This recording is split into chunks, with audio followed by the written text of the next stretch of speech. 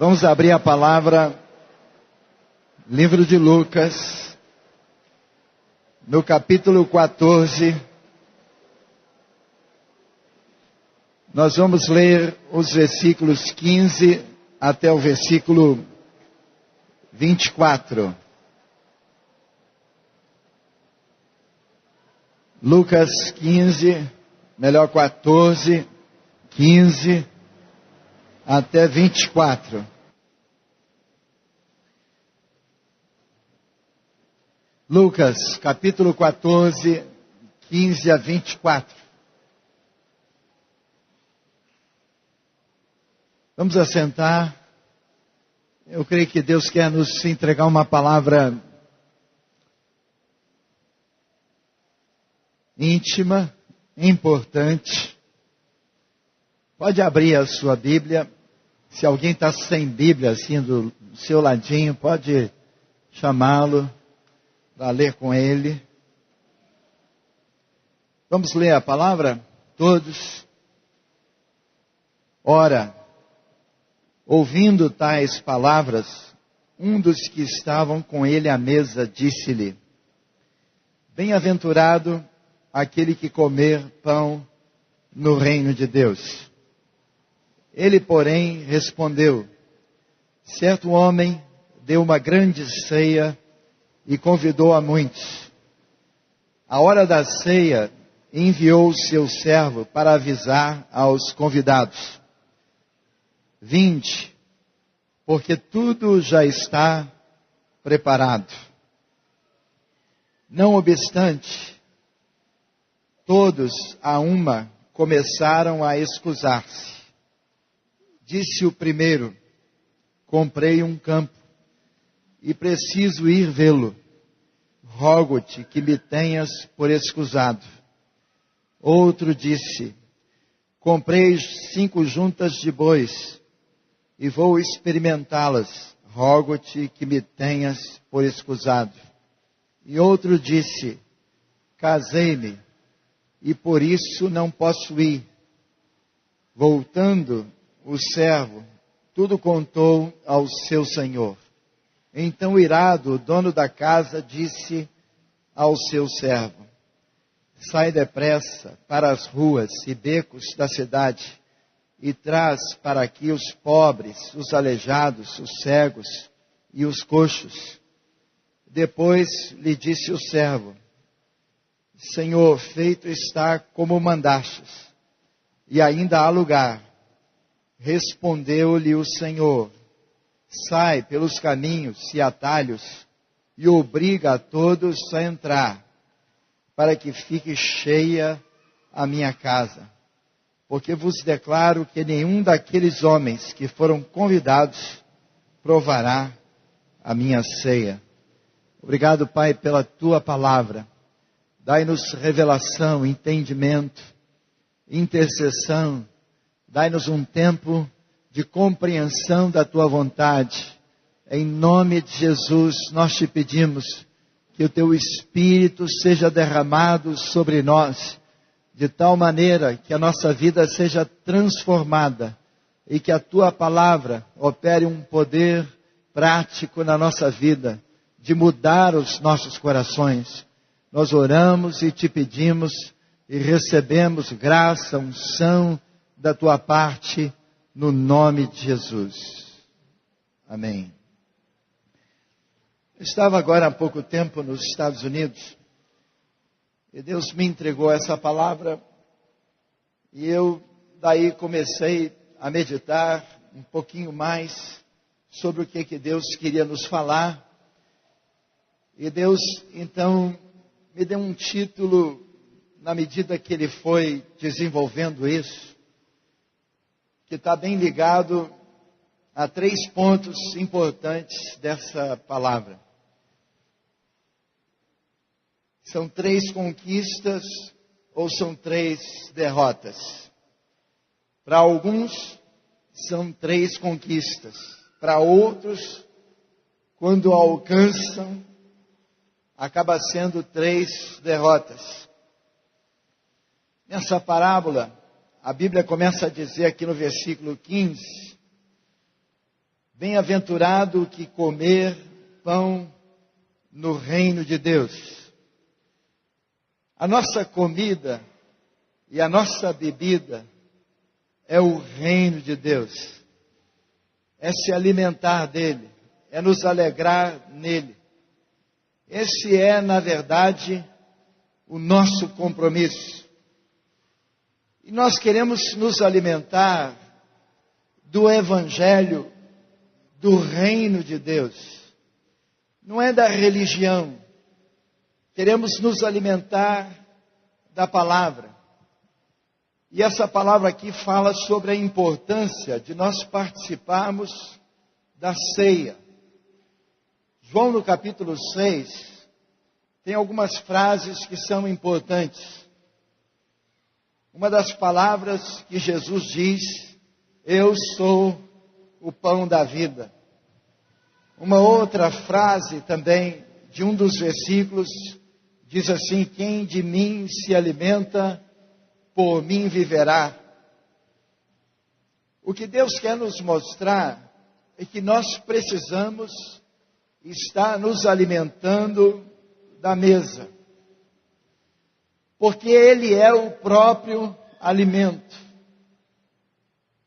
Quando nós estamos hoje aqui comprometidos com o que Deus quer nos falar, Ele está nos nutrindo, nos alimentando, Ele está nos ungindo, Deus está trabalhando em nós. E eu creio que a tentação que cada um de nós temos, a batalha que nós temos que travar contra o inimigo, é que muitas coisas tentam nos afastar dessa mesa do Senhor. O tempo todo parece que o inimigo está servindo um banquete, colocando um desejo, tem planos para nos afastar daquilo que Deus quer repartir conosco.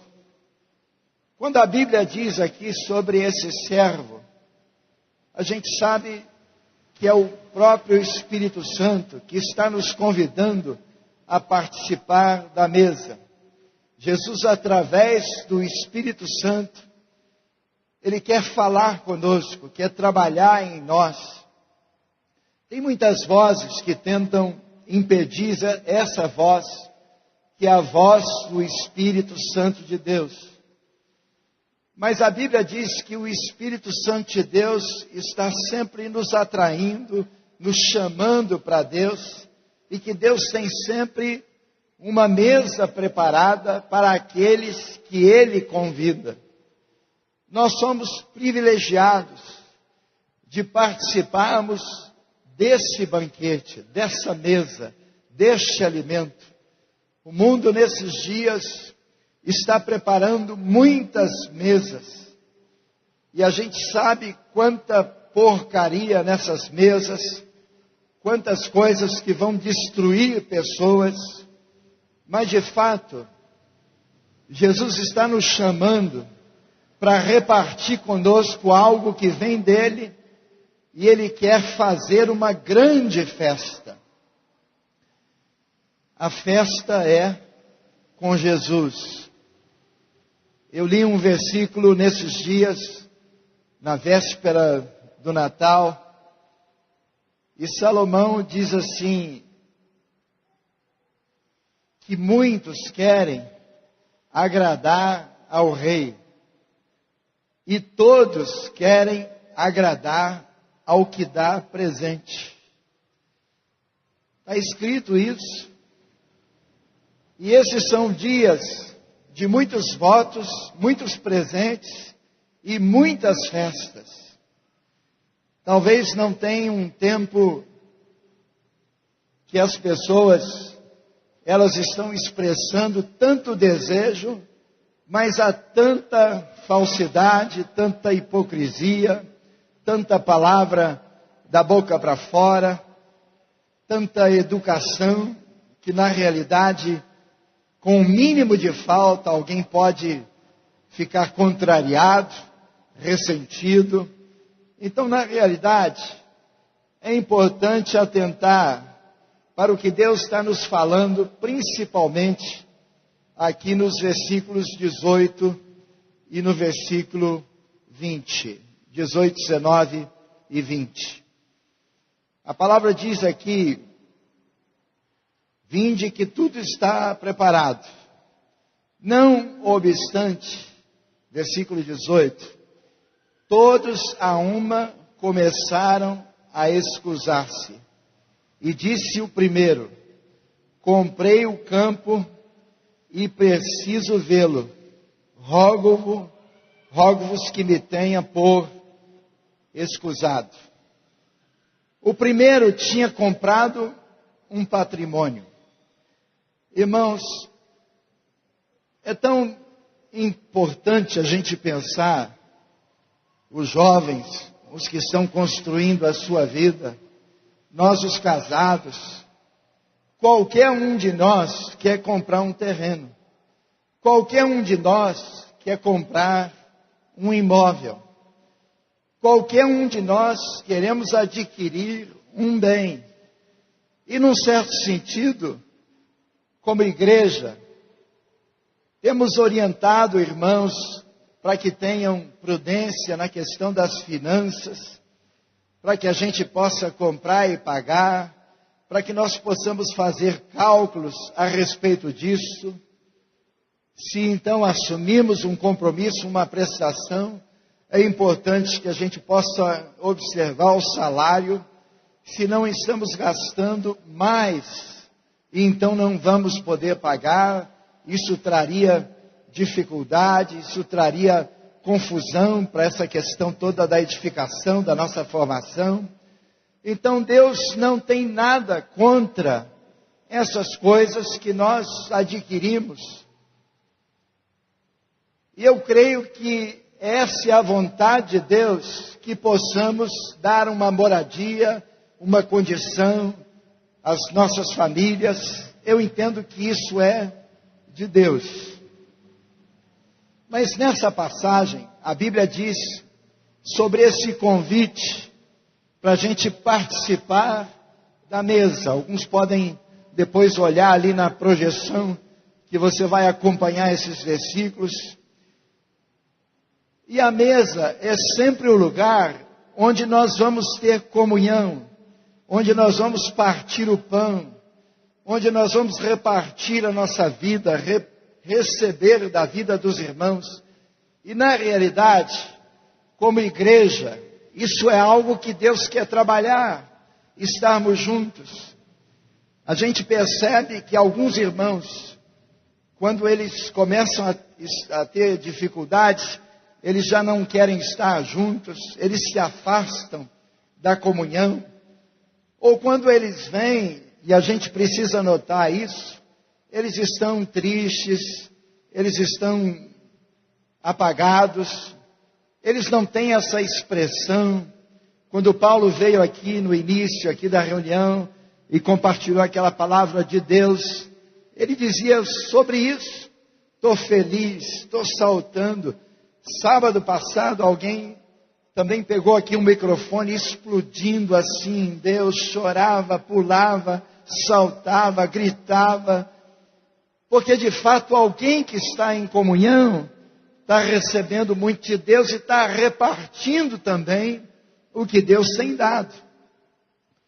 Mas a gente pode perceber que alguns, ainda que vêm para a reunião, não têm esse mesmo vigor, essa mesma saúde, parece que não estão alimentados, estão subnutridos. E tem alguma razão para isso, amados. Na realidade, se a gente pensar no início da nossa caminhada, e quando, quem sabe, não tínhamos bens, talvez éramos mais livres, mais simples, menos comprometidos com os bens. Mas quando nós começamos a adquirir bens, isso começa a impor sobre nós um dever de pagar, uma obrigação de cumprir com os compromissos, e é claro que temos que cumprir. Mas algumas dessas coisas começam a nos roubar da comunhão com Deus e com os irmãos. Adquirir um bem é de Deus, mas quando esse bem começa então a trazer algumas dificuldades e nós não conseguimos mais estar em comunhão, quando na verdade essas posses começam a tomar o nosso coração e nós começamos a ser tomados por esses interesses particulares, nós precisamos atentar para uma coisa: isso é totalmente do inimigo. Eu me lembro que quando não tinha compromisso claro com Deus, eu tinha um sonho, e eu quero compartilhar isso com os irmãos, que não é proibido. E eu pensava assim: eu quero comprar uma casa na montanha, um chalé. E eu quero ir lá para a montanha, final de semana, piscina e sauna, e aquele clima de floresta, quieto, sossegado. E eu sonhei com isso há alguns anos. Trabalhava numa empresa, numa multinacional. E eu pensava assim: puxa, quando comprar essa propriedade, cumprir o meu sonho, tem outros carros, bens. Mas, amados, é impressionante como que algumas coisas, quando nós então cumprimos esse plano, esse sonho, algumas vezes nós então esquecemos de Deus, que agora, todo final de semana, nosso compromisso é mais propriamente com a nossa propriedade. E não há pecado nisso, se nós levássemos os irmãos para a propriedade. E se nós jogássemos a propriedade para dentro do reino de Deus, e que esse lugar fosse usado para a glória de Deus.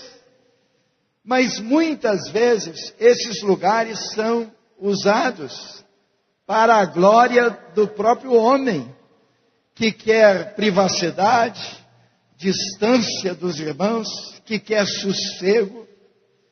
Tem gente que está cansado de ver crente, e de repente assim ele quer ficar mais sozinho.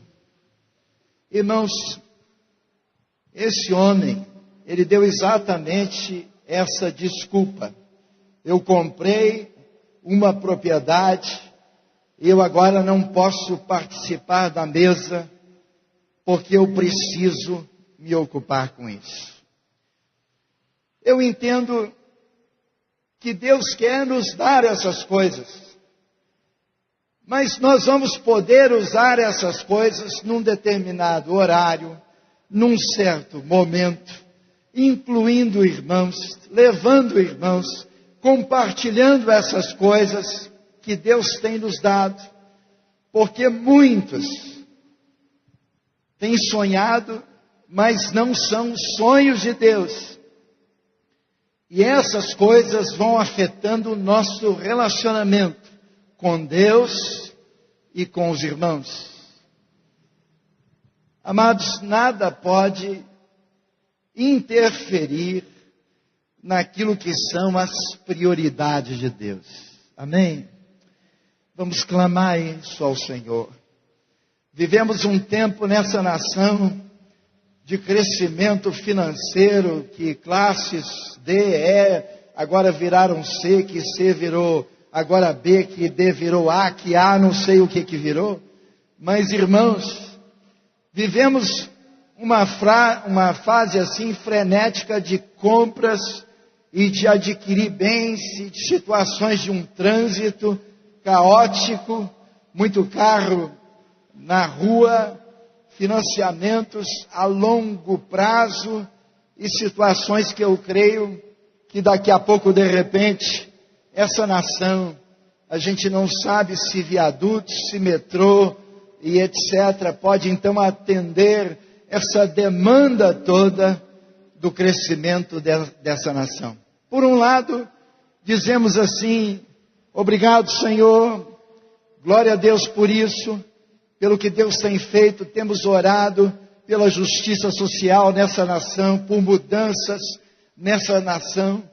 Queremos de fato comprar nossas casas, queremos de fato dar tranquilidade às nossas famílias, mas precisamos, nessa última palavra, numa reunião geral, lembrar de um versículo que está em João, no capítulo 15, versículo 5, quando a Bíblia diz assim: sem mim nada podeis fazer.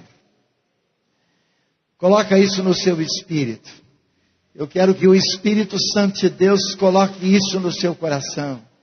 Qualquer que seja o seu sonho, Deus pode ter a melhor propriedade para te entregar, mas a sua vida, ela tem de fato que ter um sentido de que Deus é a verdadeira riqueza. E quando nós não sentamos à mesa, nós precisamos entender que com um pouco de tempo, essa propriedade, esse bem, esse apartamento, essa casa, esse carro que nós adquirimos, a gente vai notar que quando não canalizamos isso para a glória de Deus, não vamos ter prazer nisso. Deus quer que todos possam assentar à mesa. Essa é a vontade de Deus. E é Ele que está convidando, e é Ele que quer nos dar o banquete. Quando nós conquistamos essas coisas, e nós continuamos a glorificar a Deus, o nosso amor a Deus continua ardente, o nosso fogo por Deus continua ardente, Deus continua a trabalhar na nossa vida, porque a vontade de Deus é nos servir, Ele quer nos ter à mesa, Ele quer suprir a nossa necessidade. Amados, quantas vezes muitas pessoas procuram Deus, e a gente pode ver isso aqui no segmento dessa passagem, quando então o servo tem que sair depressa para as ruas, os becos da cidade, e trazer os pobres e aleijados, os cegos e os coxos. O que Deus quer nos chamar a atenção sobre isso? Que um dia, quando nós éramos cegos, coxos, aleijados, na realidade, nós tínhamos toda a disposição e tempo, porque quem é pobre costuma ter tempo, não é isso? Rico costuma não ter tempo. Ele está ocupado, ele tem compromisso, ele tem agenda, ele tem uma quantidade de coisas. A Bíblia diz que o amor ao dinheiro é a raiz de todos os males. Às vezes me entristece muito, amados, a respeito de alguns irmãos que outrora, quando não tinham condição de passear ou de marcar hotéis na montanha, na praia, em muitos lugares, nós podíamos ver esses irmãos constantemente assentados à mesa. Mas depois, quando tem uma certa condição, quase não conseguimos vê-los, porque eles estão num final de semana num hotel, no outro final de semana numa viagem. Não é proibido passear, não é proibido fazer reserva em hotéis, não é proibido viajar, mas nós precisamos clamar a Deus que tenhamos no Senhor a nossa prioridade. Amém? E que possamos escolher o Senhor sobre todas as coisas. Eu não conseguiria me imaginar a cada final de semana, ou se fosse ainda que esporádico, longe dos meus irmãos, frequentando esses lugares. Aliás, quando eu estou em algum lugar assim, minha saudade de alguns irmãos, quando Deus me permite, Deus sabe o que vem no meu coração, e eu penso assim, queria ter alguns irmãos aqui comigo. Eu queria de fato que esses irmãos experimentassem isso. Porque, irmãos, só tem um sentido a vida, é com Deus e com a igreja. Amém, amados? Precisamos terminar 2007 profetizando um ano novo que seja com Deus e com a igreja. E não deixar que as propriedades, não deixar que as posses, elas tomem o lugar de Deus na nossa vida. Porque eu creio, amados, que um dia Deus pode cobrar isso de nós. Precisamos pensar nisso. E eu entendo que alguns, na realidade, já sofrem algumas consequências disso. Não é que vai ser um dia, a gente já percebe hoje. Porque quando o filhinho vê o papai a cada final de semana indo para a montanha, a cada final de semana indo para a praia, irmãos, eu amo montanha, eu amo praia, mas eu amo o Senhor. O filhinho vai dar uma olhada para o papai, e em parte vai perguntar ou não perguntar: ô pai, tem reunião? Ô pai, que dia nós vamos voltar para estar lá com os irmãos? Ô pai, qual que é mesmo a sua prioridade? Ô pai, na realidade, qual que é a escolha que o Senhor tem feito? Amados, muitas vezes, quem apaga a sede de Deus nos filhos são os próprios pais, porque não fazem escolhas corretas. Porque nossos filhos, quando notam que o nosso compromisso é mais com patrimônio, nós sabemos que a Bíblia ensina que o Senhor é a nossa herança. Amém? Quem que é a nossa herança? É o Senhor. Nós somos herança dele. É uma realização isso, amados. É por isso que nós precisamos pedir ao Senhor para refletirmos claramente sobre essa palavra, porque na realidade nós vamos sofrer consequências. Quando essas riquezas terrenas, elas tomarem o lugar de Deus na nossa vida. Eu creio que a melhor mensagem do ano novo é que de fato essas coisas não venham interferir nesse processo de Deus na nossa vida. Precisamos exortar os irmãos que se afastam por causa desse tipo de coisas que eles adquiriram. Às vezes, quando eu estou orando sobre isso, escrevendo palavras assim, me vêm alguns nomes de alguns irmãos que, quando então estão necessitados, estão buscando a igreja, buscando a oração. Olha, eu estou precisando de uma resposta financeira. Olha, eu estou precisando que Deus envie clientes. Olha, eu estou precisando disso e daquilo. Mas depois que alcançam, não se lembram mais. Amados, eu creio que Deus tem nos mostrado claramente que Ele é a nossa prioridade. E algumas coisas podem acontecer para Deus nos lembrar disso. Então, nessa parábola, e a primeira lição que Deus quer nos mostrar para aplicarmos: não deixa que as coisas que você possuiu, elas venham interpor essa sua relação com Deus. Porque não há nada de melhor senão o nosso Deus. O segundo estágio é exatamente esse.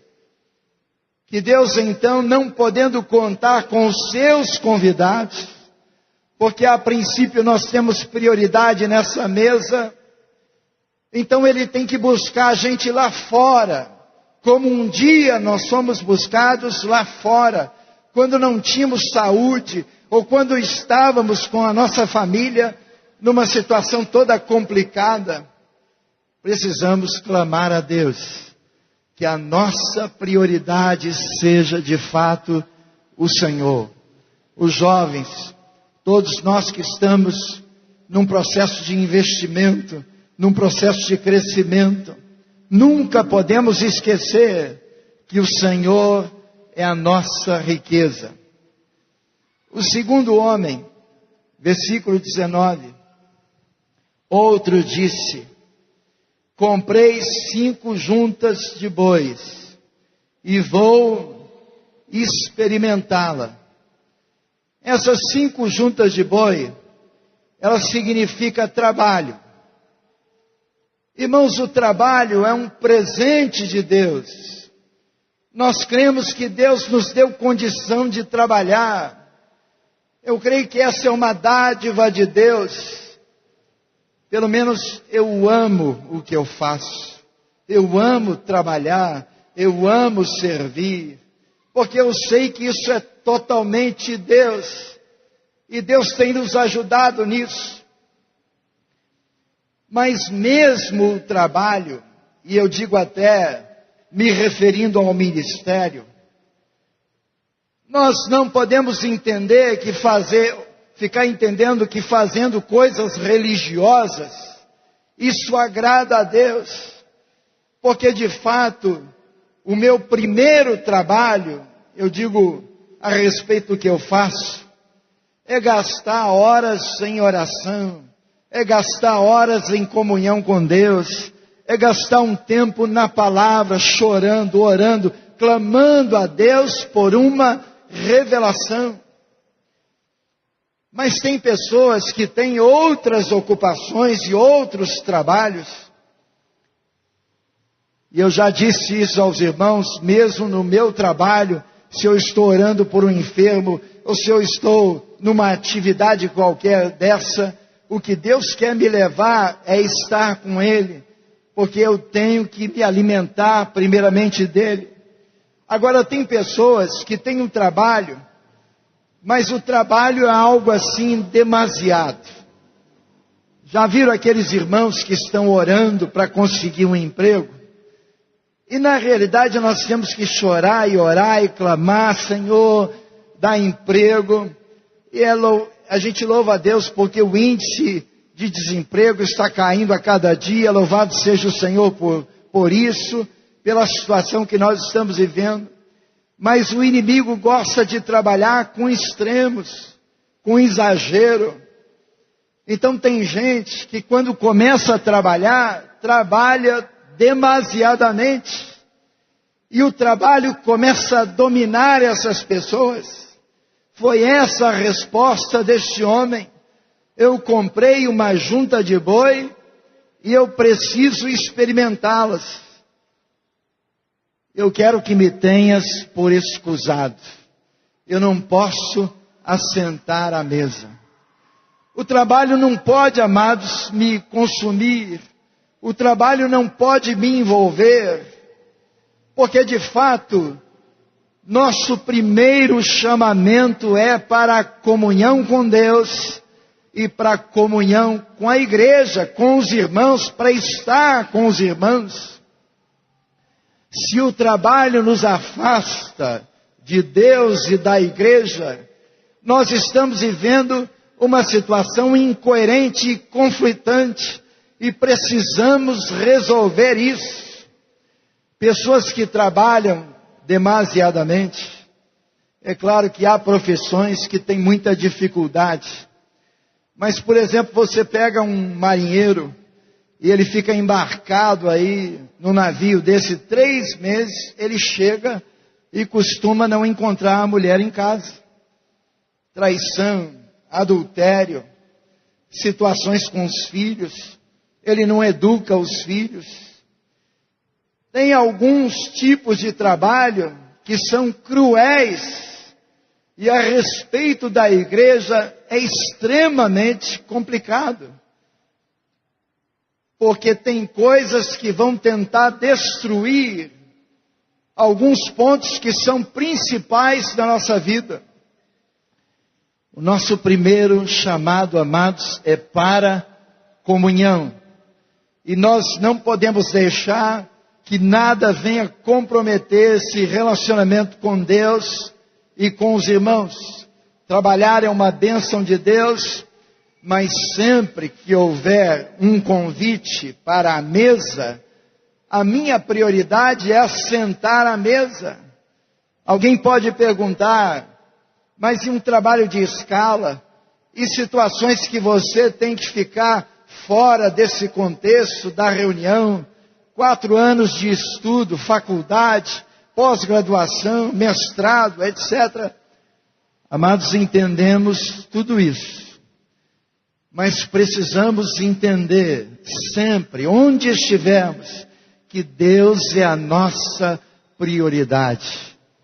Qualquer trabalho que venha tomar o lugar de Deus, nós precisamos clamar a Deus: Senhor, me livra disso. Irmãos, a demanda às vezes é muito grande, porque quanto mais você compra, mais você tem que trabalhar. Quanto mais você trabalha, mais você quer comprar, e vira um demônio, uma roda viva, um ciclo vicioso, que precisamos ganhar mais para gastar mais, para dever mais, e porque devendo mais e pagando temos mais crédito, e o inimigo vai assolando a nossa vida e tirando essa prioridade que é Deus. Eu quero te pedir em nome de Jesus, se comprometa com Deus. O trabalho é importante, mas não é o primeiro plano. O trabalho não pode ser a essência da sua vida, porque Jesus é o motivo da nossa vida, e nós precisamos clamar ao Senhor. Se o nosso trabalho não nos permite orar, ler a palavra, ter comunhão com Deus e ter comunhão com os irmãos, nós estamos vivendo uma experiência complicada. Irmãos, notem os irmãos que trabalham demais. É claro que é importante que tenhamos entre nós irmãos que tenham casas para receber pessoas, irmãos que tenham carros para buscar pessoas no aeroporto, na rodoviária, que possam então prestar socorro. Os irmãos sabem o quanto nós animamos tantos irmãos sobre isso e valorizamos isso. Eu creio que isso é de Deus. Mas, amados, quando pegamos aqueles irmãos que estão com a cabeça no trabalho, mergulhados no trabalho, mergulhados no dinheiro, esses irmãos são irados. Já notaram? Irritados. É gente descontrolada, você não consegue falar com ele. Parece uma bolsa de valores, aquele clima de pregão, aquele clima de tensão, de agitação, de confusão. Difícil você ver um rico sossegado. Ele está sempre atrapalhado, ele está sempre cheio de correria na vida, e na realidade, ele não tem tempo para cumprir essas prioridades. E você vai notar que a vida espiritual dele vai a cada dia definhando, porque o rosto dele não brilha mais, porque não há mais comunhão, porque não há mais palavra viva, porque não há unção, porque agora o trabalho consumiu essa pessoa de tal maneira que ele não consegue mais, amados, estar conosco, relacionar.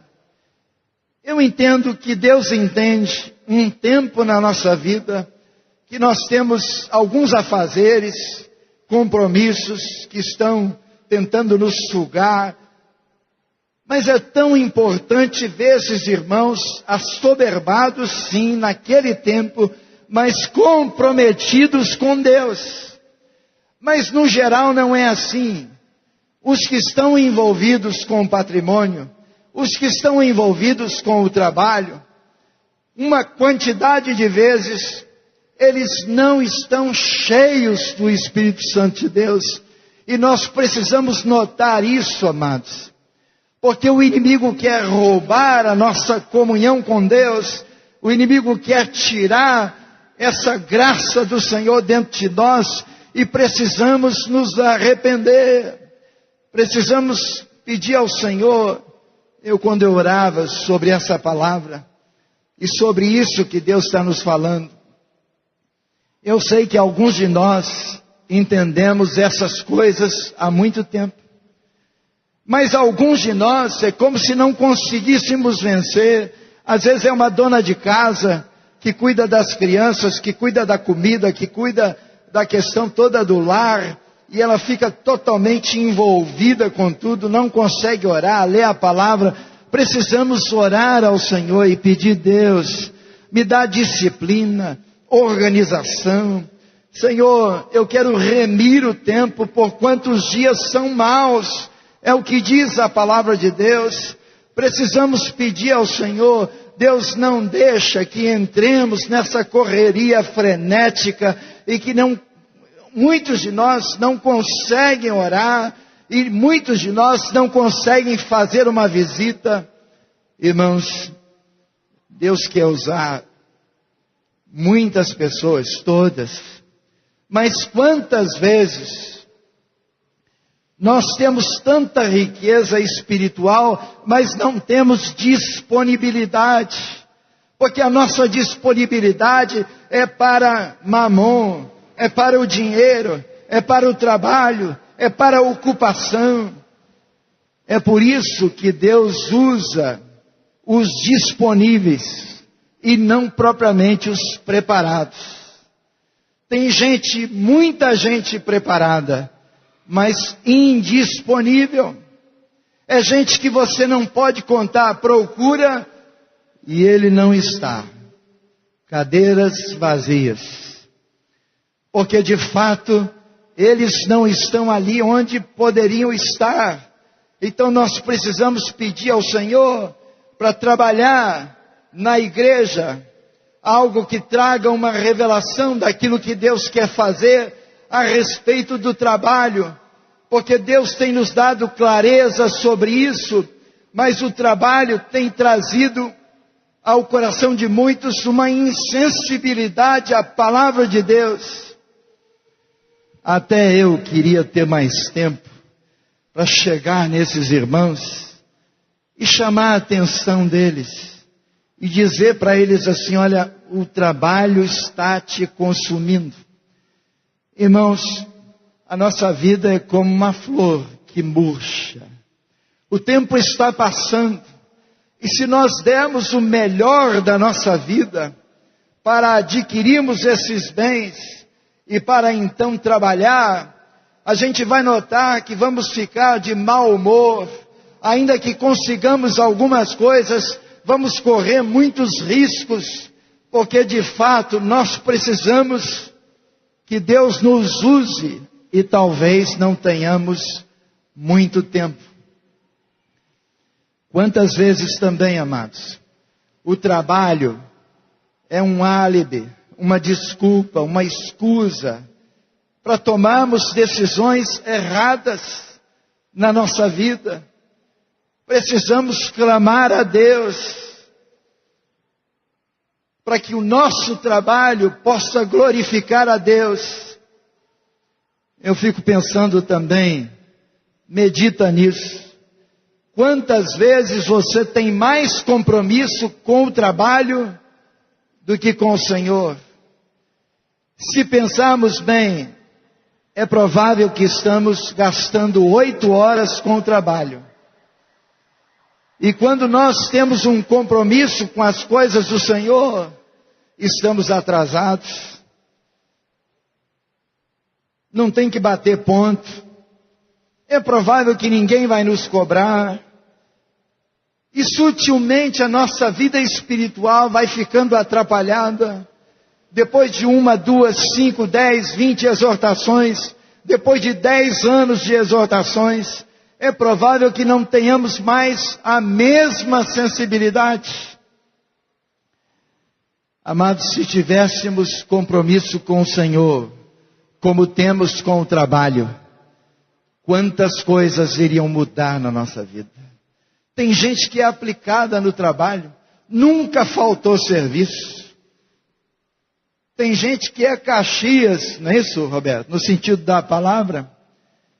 Tem gente que é dedicado, mas a nossa dedicação maior tem que ser ao Senhor e não darmos a nossa sobra de tempo para o Senhor. Muitas vezes queremos alimentar o Senhor com as nossas sobras de tempo. Aí a gente percebe como está a nossa vida, porque de fato nós vivemos para o Senhor a sobra e nós então nos atrapalhamos com isso espiritualmente, ainda que a gente não nota. Precisamos clamar ao Senhor: Deus, Tu és a minha prioridade, e sermos práticos nisso. Porque muitas coisas, é teoria.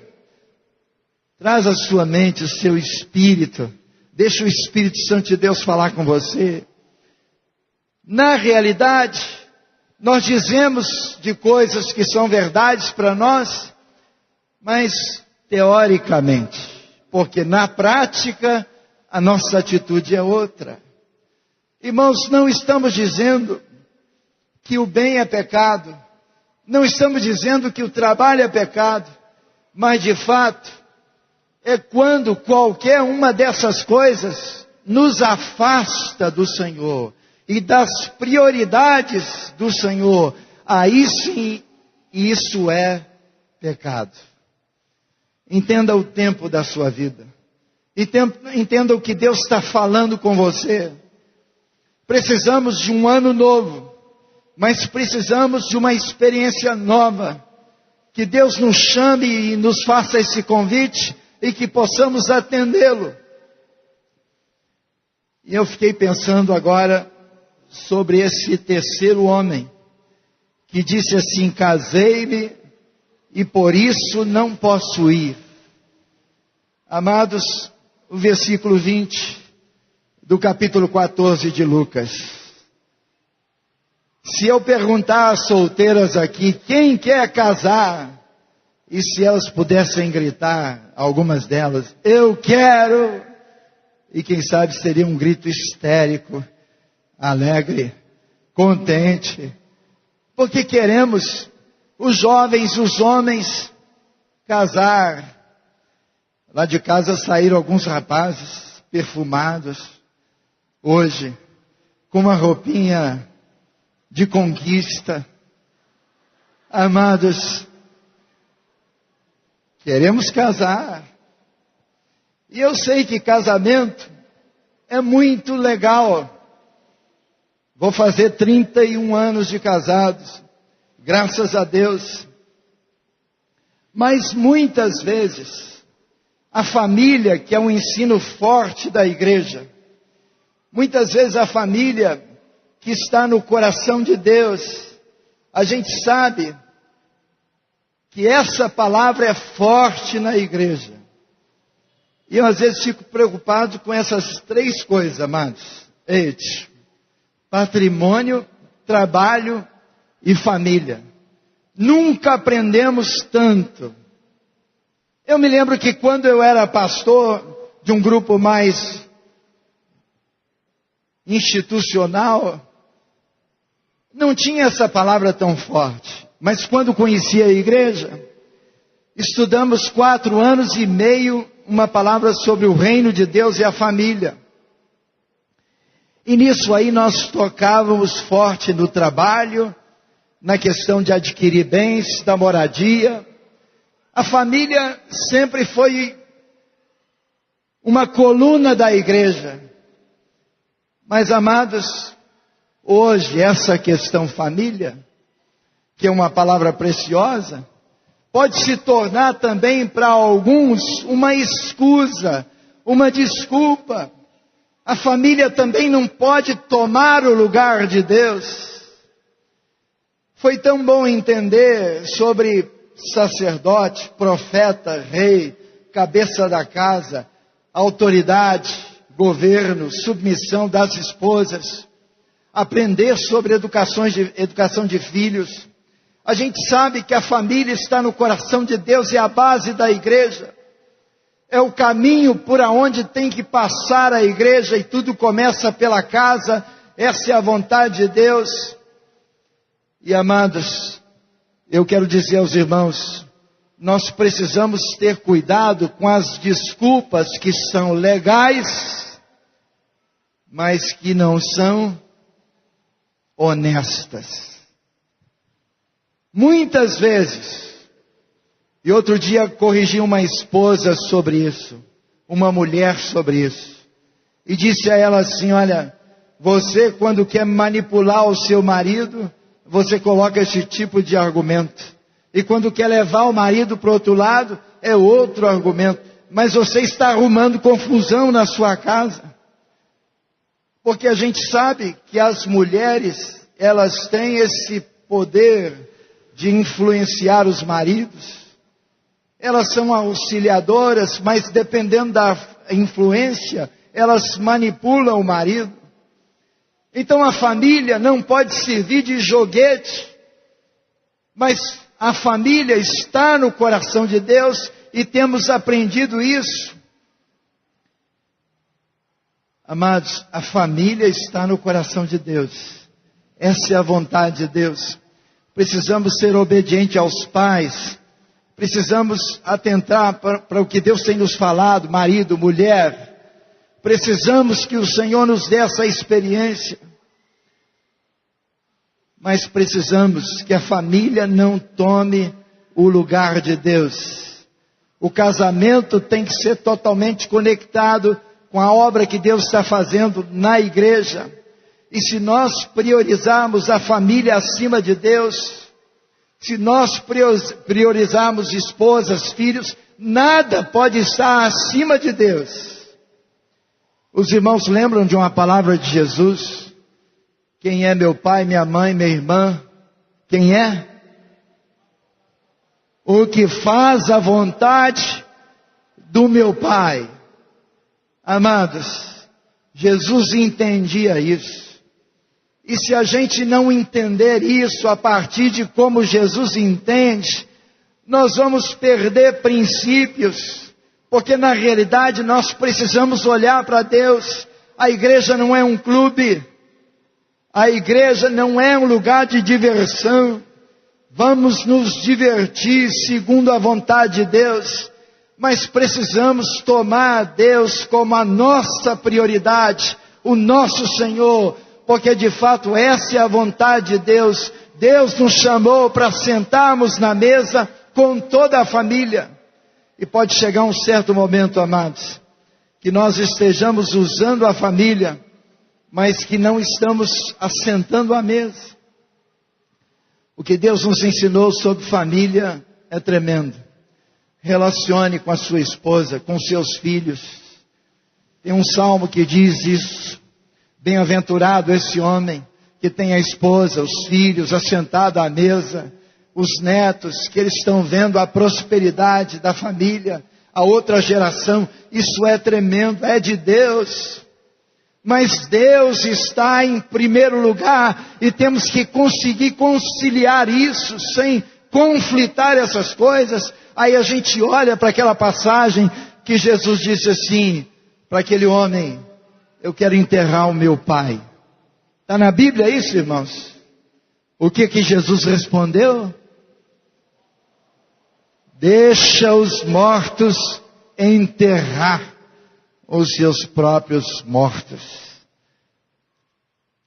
Então Jesus é incoerente, conflitante. Tem gente que diz assim: não, mas isso é exagero. Fala com Jesus. Briga com ele, está escrito. Não temos como negociar isso. É palavra de Deus. E nós precisamos ser honestos. É isso que vai mudar a nossa vida cristã, quando a palavra de Deus for aplicada a nós conforme está escrito. Ou nós queremos aplicar só as benécias da palavra, sem aplicarmos as implicações da palavra. Tem implicações que nos custam um preço. O outro homem, que está escrito também em Lucas no capítulo 9, ele disse assim: deixa eu despedir-dos de quem? Da minha casa. Amados, está escrito aqui, pega aqui Lucas no capítulo 9. Está escrito aqui, amados, a palavra diz aqui no versículo 61, e outro disse, Lucas 9, 61, seguir-te-ei, Senhor. Olha a disposição desse homem. Seguir-te-ei, Senhor, mas deixa primeiro despedir dos da minha casa.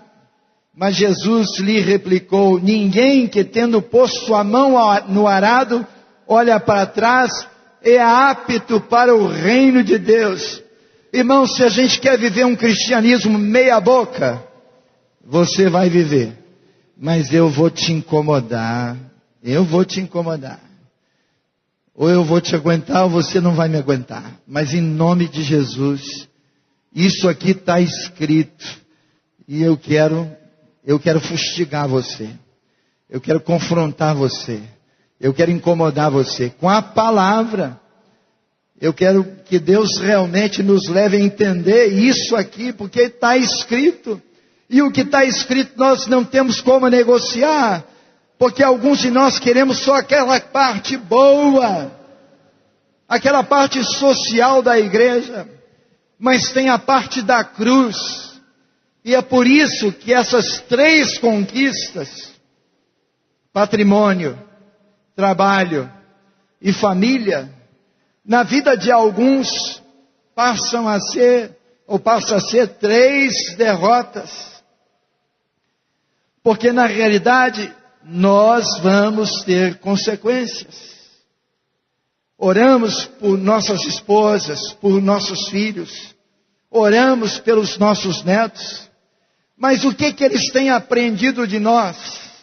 Que nós damos desculpas, ou que nós somos comprometidos com isso que nós estamos vivendo? Amados, não tem como.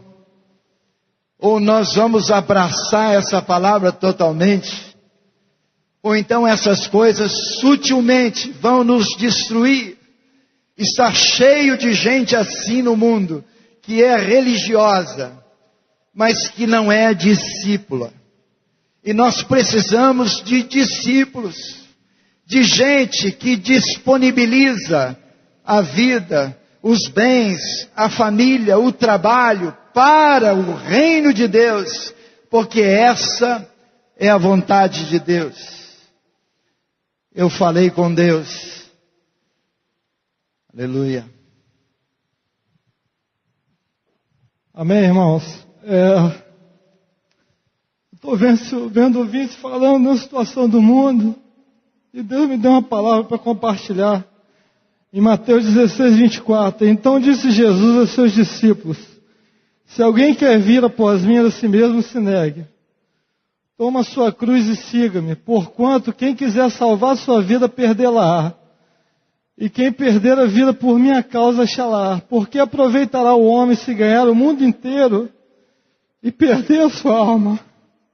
O que dará o homem em troca a sua alma? Porque o Filho do Homem há de vir da glória do seu Pai com os seus anjos, e então retribuirá a cada um conforme as suas obras. Eu tenho lido um livro do Otmani, Não Ameis o Mundo, e fala sobre o sistema do mundo econômico, político e social. E ele compara esse sistema como um banco que vai quebrar, vai falir daqui a 2 anos. O que você faz quando você tem um investimento nesse banco? Você pega e tira o dinheiro desse banco, porque você sabe que esse banco vai quebrar. E ele fala que esse mundo está condenado. A palavra diz que o mundo jaz do maligno. E eu creio que esse investimento que nós estamos fazendo no Senhor, porque Jesus também, quando foi tentado, o diabo tentou as riquezas do mundo e todas as coisas do mundo. E o que Jesus falou para ele? Somente a Deus adorarás. Eu creio assim que essa palavra é tremenda, meus amados. Uma das coisas que tem separado o homem de Deus é o mundo, é o sistema do mundo, que visa esfriar a gente, que visa tirar a gente da comunhão com o Senhor. Eu quero assim profetizar com a vida de cada um. Eu estava ali no banco assim incomodado, na cadeira. Em nome de Jesus, recebe essa palavra no teu espírito. Eu creio que essa palavra é para edificação da igreja. Uma das coisas que tem mais separado o homem de Deus é o mundo, esse sistema mundano. Só que a palavra diz que esse sistema já está condenado. Já está condenado em nome de Jesus. Glória a Deus, louvado seja o Senhor. Irmão, sabe o que Deus tem colocado no meu coração? Eu sei que alguns não vão entender, mas nós precisamos continuar, os que entendem, insistindo, perseverantes, sem esmurecer, chorando e orando e clamando: Senhor, muda. Se alguém te achar radical, exagerado, destemperado, amados, Deus tem chamado loucos, malucos pela sua obra. Não é gente certinha, é gente sem juízo, é gente que crê no Senhor, é gente que tem juízo para Deus. E está escrito isso na palavra de Deus, que de fato Ele faz essa confusão. Está escrito isso aqui, amados, em 1 Coríntios. Podem abrir em 1 Coríntios. Tem versículos aqui preciosos. Capítulo 1 de 1 Coríntios. A palavra diz aqui, a partir do versículo 26, irmãos, reparai, pois, 1 Coríntios 1, 26, na vossa vocação, visto que não foram chamados muitos sábios segundo a carne, nem muitos poderosos, nem muitos de nobre nascimento. Pelo contrário, Deus escolheu as coisas loucas do mundo para envergonhar os sábios, e escolheu as coisas fracas do mundo para envergonhar as fortes. Deus escolheu as coisas humildes do mundo e as desprezadas, e aquelas que não são, para reduzir a nada as que são. Aleluias. Clama ao Senhor, para que Deus dê revelação a toda a igreja. Precisamos que Deus levante um exército, mas tem que começar por alguns soldados, por alguns que creem, por alguns loucos, a fim de que ninguém se vanglorie na presença de Deus.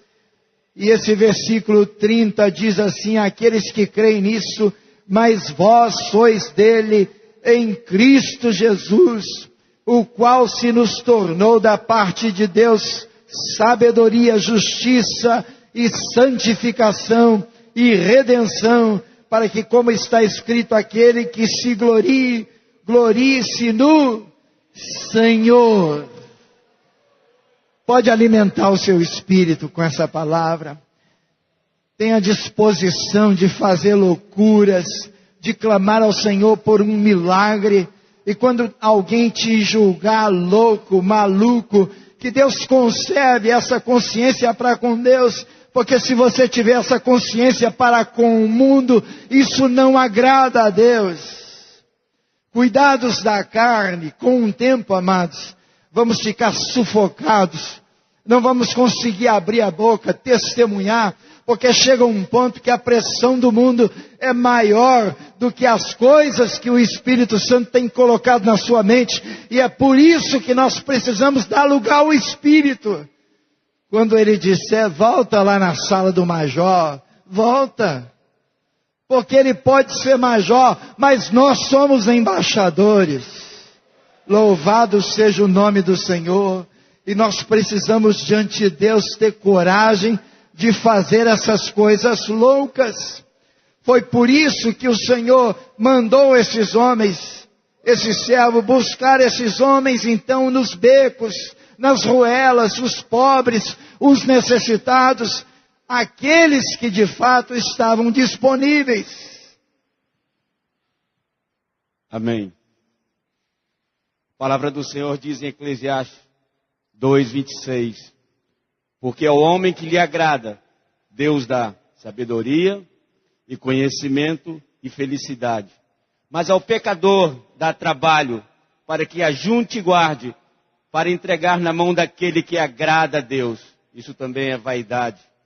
No 3:10 ele diz, vi a aflição e a responsabilidade que Deus deu aos filhos dos homens para nelas se afligirem. Amém. Essa palavra é de Deus. Que nosso pastor está pregando. Vem de Deus para os filhos de Deus, para aqueles que o temem e andam na justiça do Senhor. Glória a Deus. Nós estamos terminando essa palavra, amados. Medita nisso que Deus quer te falar agora nesse finalzinho. A Bíblia diz que Ele mandou buscar esses homens porque havia lugar na mesa. E a mesa estava preparada. Eu fiquei pensando, meu Deus, eu não posso chegar nesse estágio de ser convidado e não aceitar o convite, porque Ele vai chamar outro para ocupar esse lugar. Eu quero ser fiel, eu quero ser leal. Deus está requerendo de você compromisso, fidelidade, temor ao Senhor. Ainda há lugar na mesa. Jesus quer a mesa cheia. Assim é o coração de Deus. Eu te peço em nome de Jesus, não troque Jesus por nada. Jesus não pode ser instrumento de barganha, de tempo, qualquer tipo de motivação, de negociação. Nós podemos, diante de Deus, hoje, em nome de Jesus, meditar nisso. Jesus tem preparado essa mesa. E a Bíblia diz que nós não pertencemos mais a nós mesmos. A Bíblia diz, vós pensais que vim trazer paz na terra. Não, eu vim trazer... O quê? Espada, divisão, dissensão. Está escrito, não está escrito? Eu vim trazer divisão.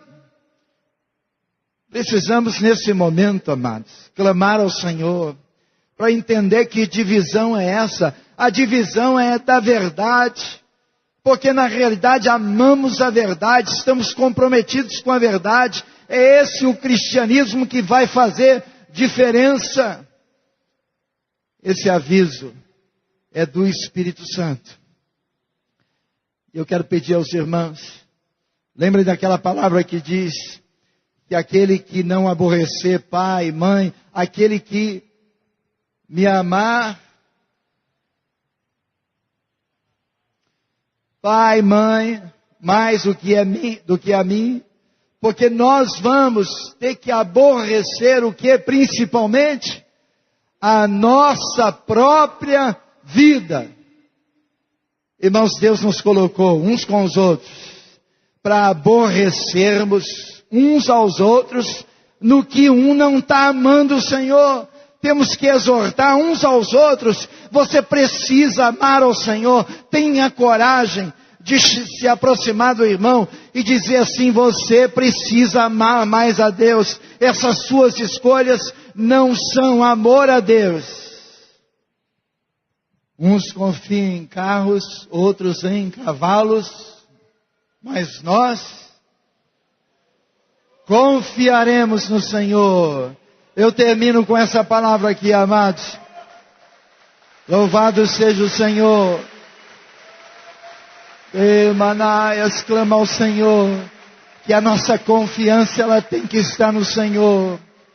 Eu quero terminar dizendo aos irmãos que essas 3 áreas, elas têm que, em primeiro lugar, pode anotar isso, os irmãos da música podem vir, refletir a glória de Deus em tudo. Anote isso, coloque isso no seu coração.